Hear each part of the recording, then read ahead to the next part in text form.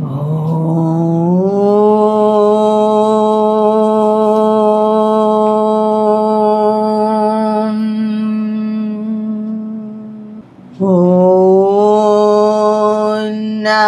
சிவாய. ஓம் அகஸ்தீஸ்வராய நமஹ. நம சிவாய. நாம் அகத்தில் ஈசனை காண்க என்ற தலைப்பின் கீழ் வரும் சித்தர் பாடல்களை பார்த்து கொண்டிருக்கிறோம். இப்பொழுது நாம் குதம்பை சித்தரின் பாடல்களை பார்த்து கொண்டிருக்கிறோம். அந்தரம் தன்னில் அசைந்தாடு முத்தர்க்கு தந்திரம் ஏதுக்கடி குதம்பாய், தந்திரம் ஏதுக்கடி. ஆகாசத்தில் அசைந்தாடும் முக்தி பெற்ற ஜீவர்களுக்கு, அதாவது அந்த ஜீவர்கள் நான் எல்லாமானவன், நானும் ஈசனும் வேறில்லை, நான் அளவற்றவன், இந்த உடலில் மட்டும் ஒடுங்கியவன் இல்லை, நான் எங்கும் நிறைந்தவன் என்ற ஒரு உணர்வு வந்துவிட்டால், இப்பொழுது நமக்கெல்லாம் அந்த உணர்வு இல்லை. ஏனென்றால் நாம் எல்லாம் இந்த உடலில் அகப்பட்டு கொண்டு இருக்கிறோம். இந்த ஜீவன், இவ்வளவு எல்லாமான அந்த ஜீவன் இந்த உடலில் அகப்பட்டு கொண்டு இருக்கிறது. அதன் விலையும் அதன் நிலையும் அதற்கு புரியவில்லை.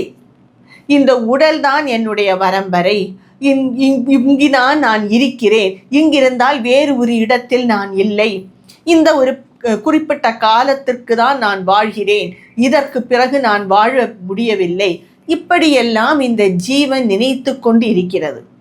எந்த தருணத்தில் அந்த ஜீவன் நான் அந்த ஆத்மா, அந்த பரமாத்மா நாதான், எங்கும் நிறைந்தவன் நாதான், எங்குமே நான் நிறைந்திருக்கிறேன், என்னை ஒரு வரம்பறைக்குள் அடக்க முடியாது என்று உணர்கிறதோ அன்று அந்த ஜீவன் எங்குமாக நிறைந்திருக்கிறது. அவ்வாறான ஒரு ஜீவனுக்கு இந்த ஞான நூல்கள் எல்லாம் தேவையா? தந்திரம் என்பது ஞான நூல்கள் தான். இது ஒவ்வொன்றும் ஒவ்வொரு விதமாக நாம் இந்த அறிவை பெறலாம். சிலர் ஞானம் நூல்களை படித்து இந்த அறிவை பெறுகிறார்கள், சிலர் பக்தியில் சென்று இந்த அறிவை பெறுகிறார்கள், சிலர் யோக முறைகளில் பெறுகிறார்கள். இங்கு சித்தர் குறிப்பிட்டிருக்கிறது ஞான நூல்கள் தான். ஞான நூல்கள் எல்லாம் நமக்கு தேவைதான். ஆனால் அது ஒரு ஆரம்ப காலம் வரை, ஒரு கட்டம் வரை தான். வேதமே ஒரு கட்டத்திற்கு பிறகு நமக்கு அதை விட நான் தாண்டி போய் விடுவோம். அதனால் அது நமக்கு பிரயோஜனம் இல்லை என்று ஆகிவிடும். இது ஆதிசங்கரரும் கூறியிருக்கிறார். இந்த சித்தர் கூறியதை போல்தான் ஆதிசங்கரரும் கூறியிருக்கிறார். பல சித்தர்கள், எல்லா சித்தர்களும் இதைத்தான் கூறுகிறார்கள். ஒரு கட்டத்திற்கு பிறகு நான் எல்லாமானவன், நானும் ஈசனும் வேறல்ல என்று புரிந்த பிறகு இந்த ஞான நூல்கள் எல்லாம் தேவையே இல்லை அப்பா என்கிறார். அதைத்தான் அடுத்த வரியிலும் கூறுகிறார். ஆனந்தம் பொங்கி அறிவோடு இருப்போர்க்கு ஞானந்தான் ஏதுக்கடி குதம்பாய், ஞானந்தான் ஏதுக்கடி. ஞானம் என்பது என்னவென்றால், நாம் ஞான நூல்களை படித்து அதை சேகரித்து வைத்திருக்கும் ஒரு அறிவு. இந்த அறிவை வைத்து நாம் இவ்வாறாக உள்ளவன், நான் நினைப்பது போல் நான் இல்லை, நான் வேறானவன், இந்த உலகம் என்பது என்னை சார்ந்து உள்ளது, இந்த உடல் என்பது என்னை சார்ந்து உள்ளதே தவிர நான் அல்ல என்ற ஒரு உணர்வு நமக்கு வரும். இந்த அறிவை கொடுப்பதுதான் ஞானம்.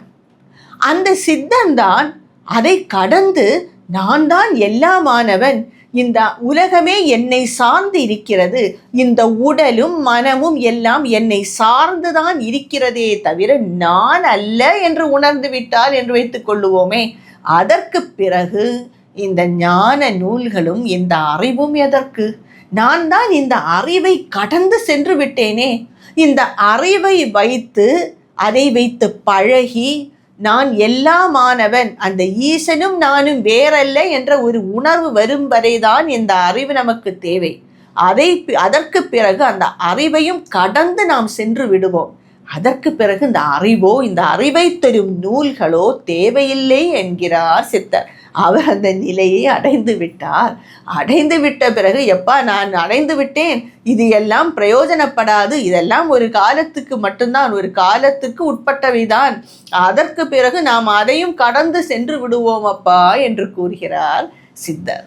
நாம் பக்தியில் சென்றாலும் சரி, ஞானத்தில் ஞான நூல்களை படித்து ஞான யோகம் அது சென்றாலும் சரி, கர்மா என்று செய்து அதை ஒரு பற்றில்லாத முறையில் கர்மா செய்து அதன் வழி மனம் தூய்மை அடைந்து இது சென்றாலும் சரி, எல்லாமே இந்த ஞானத்தை சேகரிக்கத்தான். அதை ஞானத்தை சேகரித்து விட்டு அதை வைத்து பழகி நாம் உயர்நிலை அடைய வேண்டும். நம்முடைய உயர்நிலையோ தாழ்நிலையோ அல்ல, நம் ஸ்வரூபம் அதுதான். நாமே வைத்துக் கொள்கிறோம் அது உயர்நிலை தாழ்நிலை எல்லாம் என்று. அது என்ன உலகத்தில் உள்ள ஒன்றா உயர்ந்தது தாழ்ந்தது என்று குறிப்பிட, நம் சுயநிலையை அப்பொழுதுதான் நாம் அடைகிறோம். இப்பொழுது நாம் நம் சுயநிலையில் இல்லை, ஒரு ஜீவனாக மாறி ஒரு உடலை எடுத்து கொஞ்சம் கர்மாக்களை செய்து கொண்டிருக்கிறோம். இதையெல்லாம் இல்லை, நான் அந்த பரமாத்மா எங்கும் நிறைந்தவன் என்பதை அறியும் பொழுது இந்த அறிவை எல்லாம் தாண்டி அந்த சித்தர் போகிறார். சித்திர கூடத்தை தினந்தினம் காண்போர்க்கு பத்திரம் எதுக்கடி குதம்பாய் பத்திரம் எதுக்கடி. இதுவும் அதே சார்ந்த வரிகள் தான். சித்திர கூடத்தை, அதாவது யோக நிலையில் தன்னுள் நாள்தோறும் அந்த ஈசனையே காண்பவர்க்கு வெளியில் ஒரு பத்திரம், பத்திரம் என்றால் இலைகள், இலை பூ இதெல்லாம் வைத்து அர்ச்சனை இதெல்லாம் செய்ய வேண்டுமா? ஒரு வில்வ இலையே வைத்துக் கொள்வோம். நாம் இப்பொழுது வில்வ இலை என்றால் அவ்வளவு புனிதமானது, சிவனுக்கு உகந்த இலை வில்வ இலைதான். அதை வைத்து இப்பொழுது பூஜை செய்கிறோம். ஆனால் எனக்குள்ளேதான் அந்த ஈசன் இருக்கிறான் என்பதை புரிந்துவிட்டால் எதை வைத்து எங்கு பூஜை செய்வோம்? அந்த நிலையிலேயே நாம் ஆழ்ந்து இருக்க வேண்டியதுதான். அந்த நிலையில் ஒன்றோடு ஒன்றாக நாம் அழிந்து விட வேண்டும். அதற்கு பிறகு அந்த நிலை வந்த பிறகு, என்னுள் ஈசனை கண்ட பிறகு, காண்பது வரை இது எல்லாம் தேவைதான். கண்ட பிறகு இந்த இலையோ புஷ்பமோ எதுவும் தேவையில்லை. அந்த மனதோடு நான் அழிந்திருக்க வேண்டியது மட்டும்தான் உண்டு. இது எல்லாம் நாம் எதற்காக இந்த பூஜைகள் செய்கிறோம்? அடுத்த வரியில் கூறுகிறார், முத்தி பெற்று உள்ளம் மயங்கும் மெய்ஞானிக்கு பத்தியம் எதுக்கடி குதம்பாய் பத்தியம் எதுக்கடி. பத்தியம் என்றால் பக்தி பாடல்கள். இந்த பக்தி பாடல்களோ இந்த பத்திரத்தால், அதாவது இலைகளால் வைத்து பூஜை செய்வதோ எதற்கென்றால் நம் மனம் தூய்மை அடைய வேண்டும்.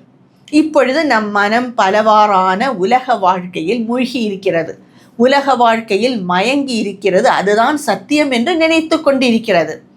இதையெல்லாம் வைத்து நாம் பூஜைகள் செய்து அந்த இறைவனை பற்றிய பாடல்கள், திருவாசகமோ தேவாரமோ எது என்றாலும் சரி, எல்லாம் ஒன்று போல உள்ள பக்தி பாடல்கள் தான், எல்லாம் வைத்து பாடி அந்த மனம் தூய்மை அடையும் பொழுது, மனம் தூய்மை அடைந்த அந்த நிலையில் ஜீவனின் அந்த ஸ்வரூபம் அந்த மனதுக்கு தெரியும். இப்பொழுது தெரியாது. இந்த நூல்களிலெல்லாம் படித்து ஏதோ புரிந்து வைத்திருப்போம். அதுவும் கூட எத்தனை பேர் படிக்கப் போகிறார்கள் இந்த உலகத்தில், எத்தனை பேர் புரிய போகிறார்கள்? இந்த ஃபாஸ்ட் கோயிங் வேர்ல்டு என்று கூறுகிறார்களே, காலையில் ஒரு ஊரில் இருந்தால் மாலையில் வேறு ஒரு ஊரில் இருக்கிறோம். அந்த அளவுக்கு உலகத்தை நாம் ஓடிக்கொண்டு இருக்கிறோம் வாழ்க்கையில். இதை படித்தவர்களுக்கு இதையெல்லாம் படித்து அந்த மனதிலே அந்த சிவனை நினைத்து, நம்முள் ஈசன் இருக்கிறாரா, எல்லா இடமும் இருக்கும் ஈசன் நம்முள்ளும் இருக்கிறானா என்று புரிதல் வரும் வரைதான் இது எல்லாம். இந்த புரிதல் எப்பொழுது வரும் என்றால், அந்த மனம் தூய்மையடைந்த அந்த நிலையில் பக்தியாலோ ஞானத்தாலோ யோக முறையினாலோ ஏதோ ஒரு வழியினால் தூய்மையான பக்தி இருந்து அந்த மனம் தூய்மை அடையும் பொழுது அந்த தெளிவான மனதில் ஜீவனின் ஸ்வய ரூபம் தெளியும். அதற்கு பிறகுதான் நமக்கு தெரியும், நான் என்பது இந்த உடலில் அடங்கிய ஒரு பொருள் அல்ல, இந்த உலகம்தான் எனக்கு வரம்பறை என்பது இல்லை, எங்கும் நிறைந்த ஈசனும் நானும் வேறல்ல என்பது அப்பொழுதுதான் புரியும். அவ்வாறான அடைந்த ஒரு சித்தருக்கு, அவருக்கு இந்த பத்திரமோ பூஜையோ எதற்கு? இந்த பக்தி பாடல்கள் தான் எதற்கு? அவரே பாடல்களை இயற்றுகிறார்களே, சித்தர்களே அவர்கள் உணர்ந்ததை பாடல்களாக கூறும் பொழுது அவர்களுக்கு வேறு பக்தி பாடல்கள் எல்லாம் எதற்கு?